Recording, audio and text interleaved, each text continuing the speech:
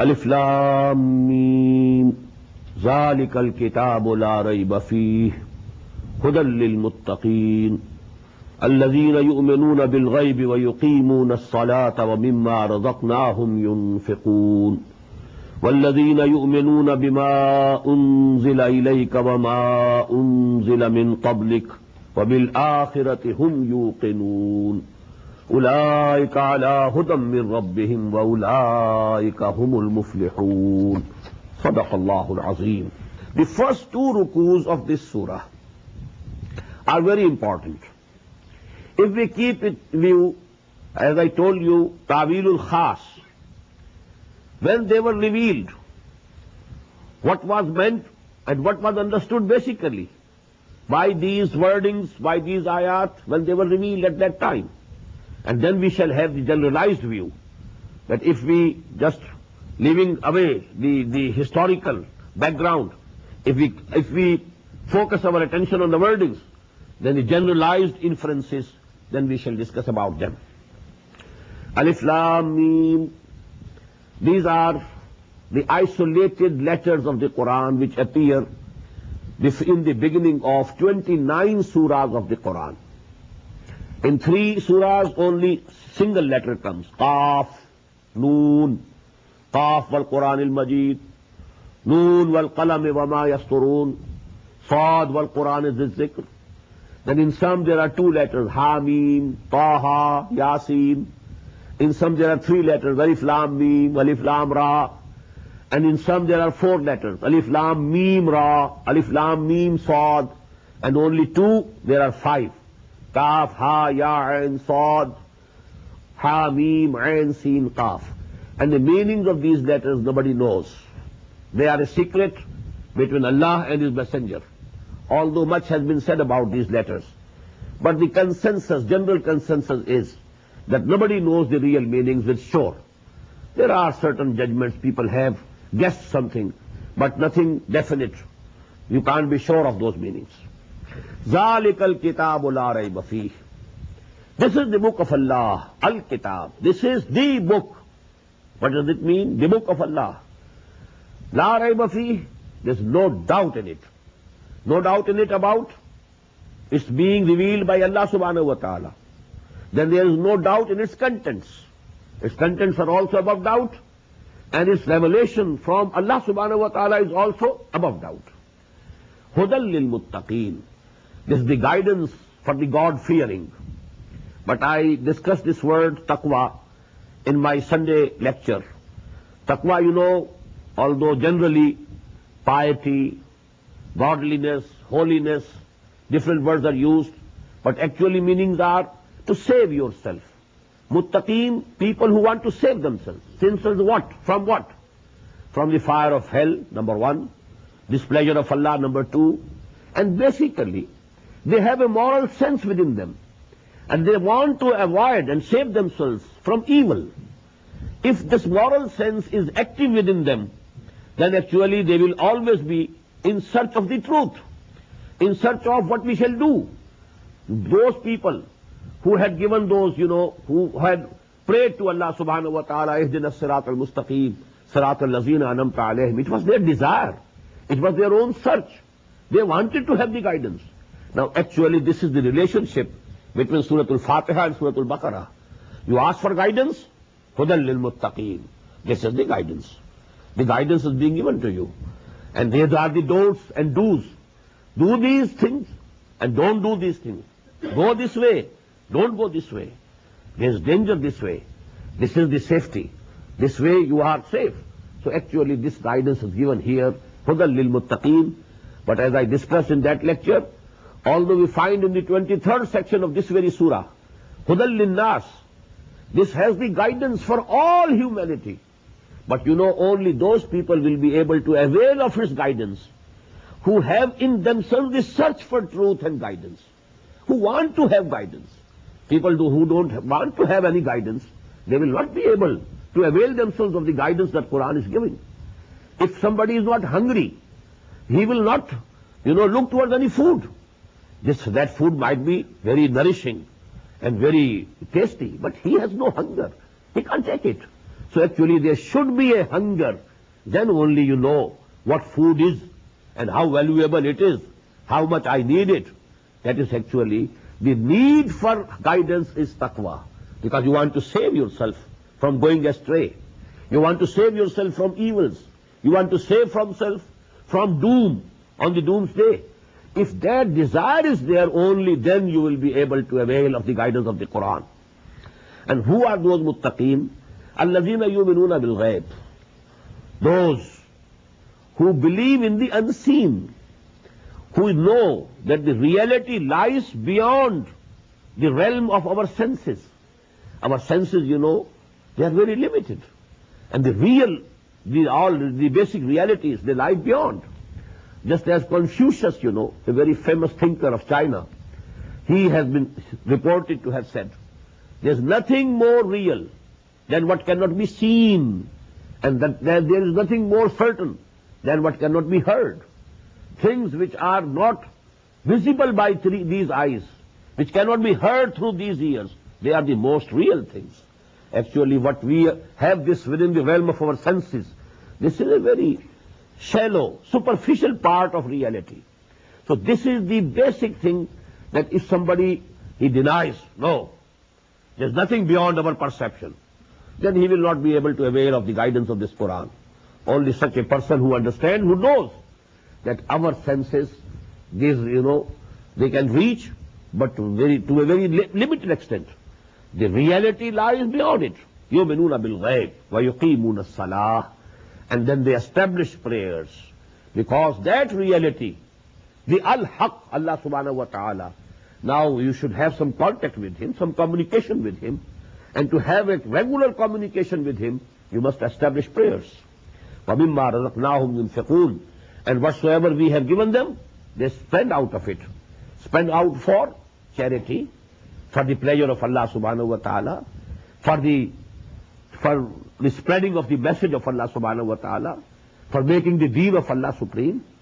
وَالَّذِينَ يُؤْمِنُونَ بِمَا أُنزِلَ إِلَيْكَ وَمَا أُنزِلَ مِنْ قَبْلِكَ. And those who believe in what has been revealed and sent down to you, O Muhammad sallallahu alayhi wa sallam. And not only you, but they believe also on what was sent before. They believe in Torah also, they believe in Injil also, they believe in Zabur also, and they believe that the prophets have been given these revelations and guidances before Quran also. وَبِالْآخِرَةِ هُمْ يُوقِنُونَ. Here, you know, we find the word is changed. Not yu'minun, but yuqinun.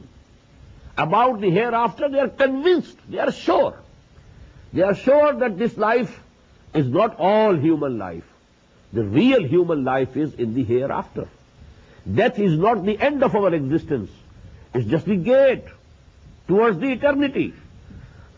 Because after death, you know, there is going to be resurrection. And after that resurrection, وَإِنَّهَا لَجَنَّةٌ أَبَدًا أَوْ لَنَارٌ أَبَدًا. It's eternity, eternal existence. So actually death is the gate to eternity. Actually they are convinced, they have the yaqeen. وَبِالْآخِرَةِ هُمْ يُوقِنُونَ أُولَٰئِكَ عَلَىٰ هُدًى مِّن رَبِّهِمْ. This Allah is very important here. These are the people who are on the guidance from their Lord.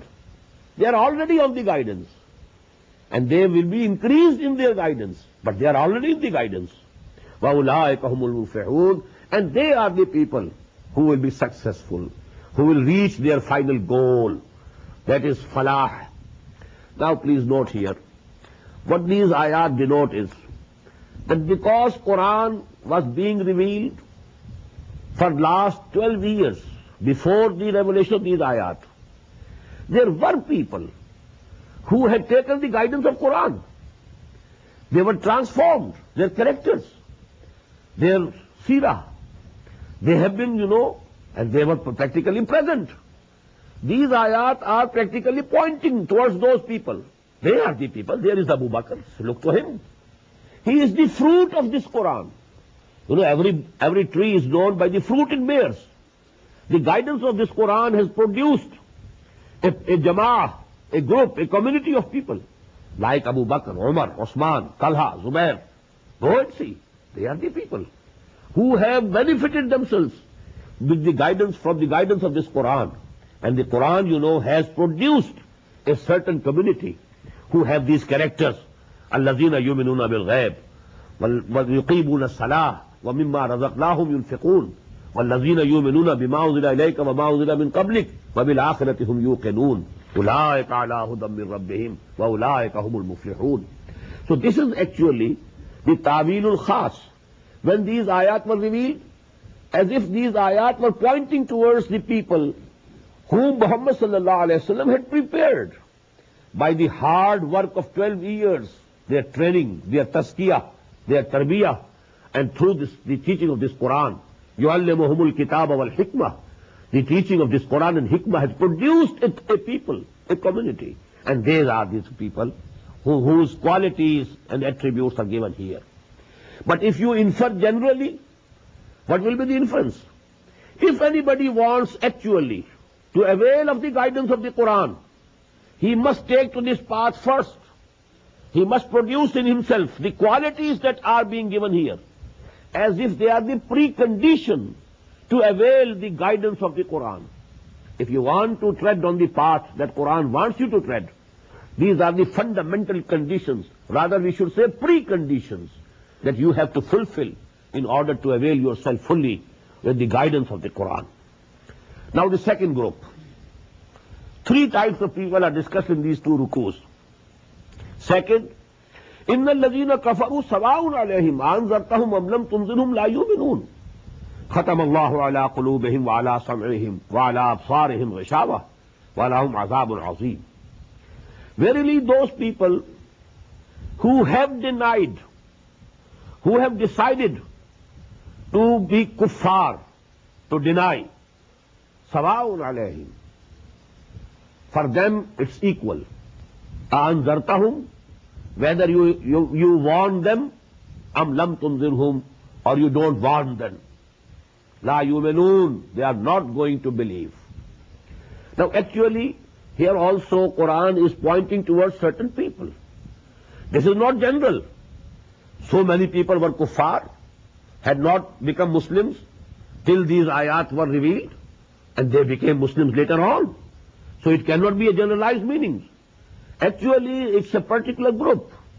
Those people whom Muhammad sallallahu alaihi wasallam had preached for 12 years at Makkah, and they had understood the message of the Quran, and from the depths of their heart they believed that this is correct, but they didn't want to accept it due to their haughtiness, due to their takabbur, due to their ghurur, because they were proud. They didn't want to follow Muhammad sallallahu alaihi wasallam. Why should we follow Muhammad sallallahu alaihi wasallam? Are we inferior to Muhammad? No. Then this is actually when they had decided, oh Muhammad sallallahu alaihi wasallam, it is equal. It's equally fruitless or equally without any result.